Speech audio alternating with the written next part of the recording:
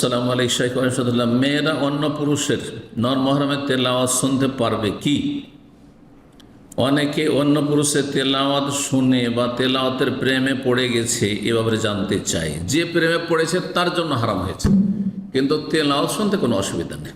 তেলাওয়াত শুনতে কোনো অসুবিধা নেই। যেখানে নবী সাল্লাল্লাহু আলাইহি ওয়াসাল্লামের সাহাবিয়াতগণ, সাহাবী মহিলারা, তারা কেনাবেচা করতেন, বাজারে কেনাবেচা করতে। তো কেনাবেচা করলে তো কথা বলতে হবে। তো দুনিয়ার কথা যখন বলা যেতে পারে বেগানা পুরুষের সাথে প্রয়োজনীয় কথা, তাহলে দিনের কথা সবচেয়ে ভালো কথা। কোরআনে কারিমের তেলাওয়াত কেউ যদি শোনে পুরুষ থেকে, কোনো দোষের কথা নেই। কারি সাহেবের তেলাওয়াত শুনছে, হ্যাঁ, বক্তার বক্তব্য শুনছেন, আর মুফতির ফতুয়া শুনছেন, কোনো দোষের কথা নাই।